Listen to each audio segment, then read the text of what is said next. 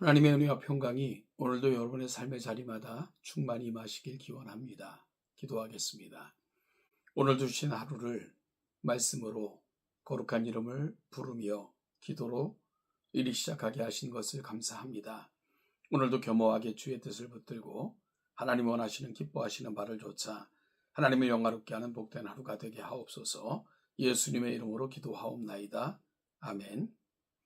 오늘 보실 하나님의 말씀은 열왕기상 7장 27절로 39절까지입니다. 27절로 39절 말씀을 같이 읽겠습니다. 또 노수로 받침 수레열을 만들었으니 매 받침 수레의 길이가 4규빗이요 너비가 4규빗이요 높이가 3규빗이라.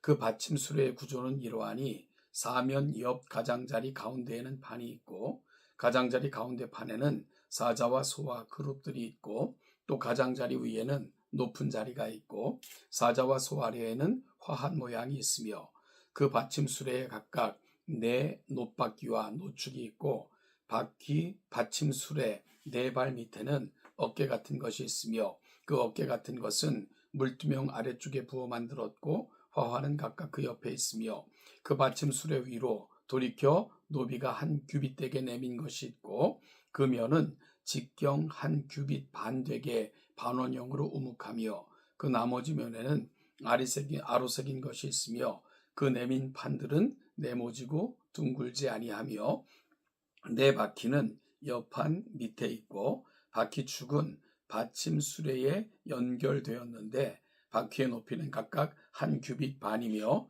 그 바퀴의 구조는 병거 바퀴의 구조 같은데 그 축과 태와 살과 통이 다 부어 만든 것이며 받침 수레 4모퉁이에 어깨 같은 것 4이 있는데 그 어깨는 받침 수레와 연결되었고 받침 수레 위에 둥근 테두리가 있는데 높이가 반규빗이요 또 받침 수레 위에 버팀대와 옆판들이 받침 수레와 연결되었고 버팀대 판과 옆판에는 각각 빈 곳을 따라 그룹들과 사자와 종려나무로 아로새겼고 또 그 둘레에 화한 모양이 있더라. 이와 같이 받침 수레 10개를 만들었는데 그 부어 만든 법과 크기와 양식을 다 동일하게 만들었더라.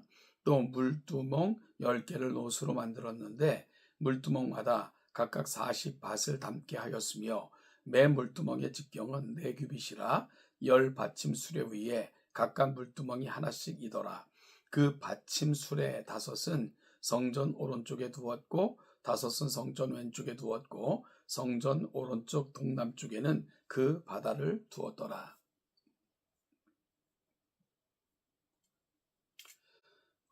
오늘 본문은 어제 본문에 이어서 놋 관련 기물 제작의 달인 시람이 만든 물두멍들 및 그 물두멍을 받치는 받침 수레에 대한 설명입니다. 물두멍이라는 말이 지금에는 잘 쓰이지 않는 말인데요. 대야라고 번역해도 크게 문제는 없을 듯 싶습니다. 현대인의 성경에서는 그냥 물통이라고 번역하기도 했는데요. 먼저 27절부터 37절까지는 수레처럼 만들어져 있는 바퀴 달린 받침대에 대한 설명이고요. 38절은 받침 수레 위에 올려진 대야들에 대한 설명이고 39절은 대야와 받침대 세트의 배치가 어떻게 되었는가 하는 것을 설명하고 있습니다. 이 물건들이 도대체 무엇입니까? 각각의 용도를 먼저 살펴보면요. 수레 받침의 용도는 대야들을 받치는 역할을 했는데요. 약 2톤가량의 많은 물을 실어 나르는 그런 역할을 했습니다. 대야의 용도는, 물두멍의 용도는 어제 본문에서 살펴보았던 바다, 이게 엄청 커다란 대야가 성전에서 제사를 주도하는 제사장들의 손과 발을 씻는 그런 용도였다면 물두멍은 제사 드리는 자들과 제물을 정결하게 하는 데 쓰였던 재료들입니다. 출애굽기 시대에는 물두멍이 제사장들이 성전 안에 들어가기 전에 손과 발을 씻을 수 있게 물을 담아 놓는 그런 용도로 쓰였습니다. 그러면 이 물건들은 어떻게 만들어졌을까요? 출애굽기 30장 17절로 21절에 따르면 여호와 하나님께서 모세에게 물두멍을 노스로 만들고 그 받침도 만들라 라고 명령하시는 장면이 기록되어져 있습니다. 제사장들이 회막에 들어가기 전에 혹은 제사를 드리기 위해 제단 가까이 가기 전에 손발을 물로 씻어야 죽음을 면할 수 있다라고 기록하고 있습니다. 즉 물두멍에는 물두멍에서 손발을 씻는 것은 일종의 정결 의식인 것입니다. 이렇게 제사장들에게 회막에 들어가기 전에 손과 발을 씻게 한 것은 하나님은 거룩하신 분이기 때문에 비록 제사장이라 할지라도 깨끗한 상태로만 하나님께 나아갈 수 있음을 보여주고 있고요. 이러한 규칙은 모든 백성들에게도 해당됨을 손수 보여주고 있었던 것입니다. 마치 어둠과 빛이 한 공간에 공존할 수 없었던 것처럼 하나님께 나아가는 자는 그분의 모습처럼 거룩함을 힘쓰고 애써야 되며 거룩함이 생명인 것을 보여주는 것입니다.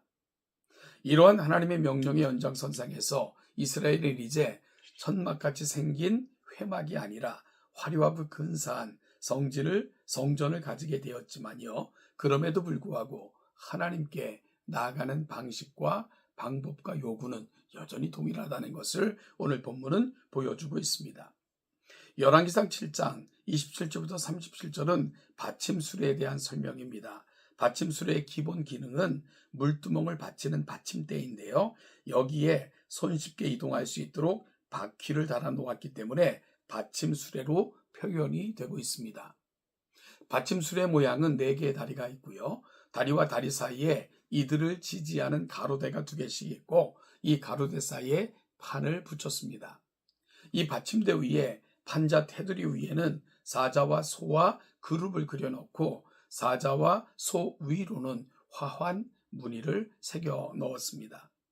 또 받침대에는 각각 4개의 놋바퀴와 축이 있고요. 네 모퉁이에는 어깨 같은 것이 있는데 이 어깨 같은 것은 바퀴 부분과 받침대를 지지하는 대였습니다.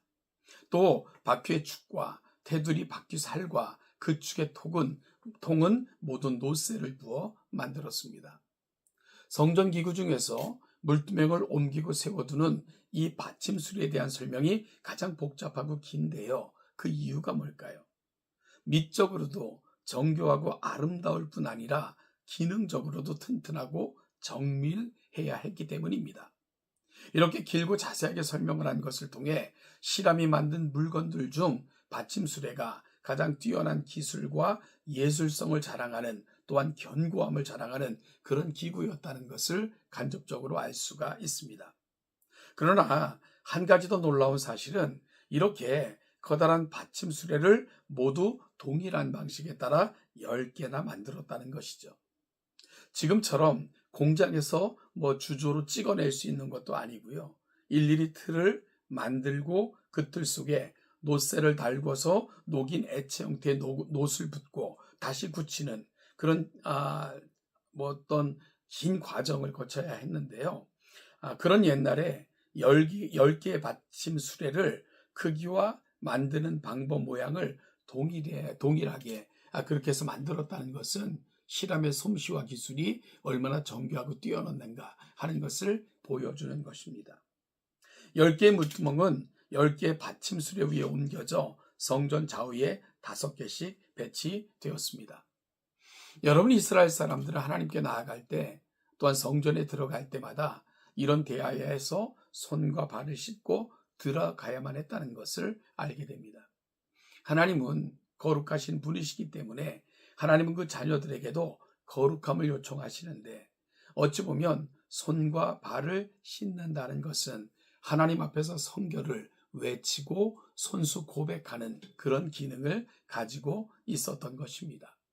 사랑하는 동천교회 성도 여러분, 예수 그리스도께서는 우리의 모든 것을 깨끗하게 해주셨지만 그럼에도 불구하고 손과 발은 계속해서 씻어야 된다는 것을 마지막 최후의 만찬에서도 분명하게 보여주셨습니다. 이것은 우리가 구원받음을 넘어 매일의 일상의 삶의 자리에서 경건한 것은 거룩을 추구함은 성도들에게 있어서 가장 긴박한 하나님의 요구이시고 날마다 이루어가야 될 우리의 성결인 것을 성경은 늘 말씀하고 계신 것입니다. 따라서 오늘 본문을 묵상하는 가운데 우리 동천교회 성도들은 내가 구원받은 구원의 감격이 있지만 그럼에도 불구하고 매일의 삶의 자리에서 우리가 이루어가야 될 경건이 있다는 것을 꼭 기억하시면서 날마다 손과 발을 씻듯 하나님 앞에서 우리의 거룩과 정결을 이루어가기 위해 애쓰고 힘쓰며 매 순간을 살아내는 저와 여러분 우리 동천교회 모든 성도들이 되시기를 주님의 이름으로 축복합니다. 오늘도 주의 은혜가 여러분의 삶의 자리마다 충만히 임하시기를 기원합니다.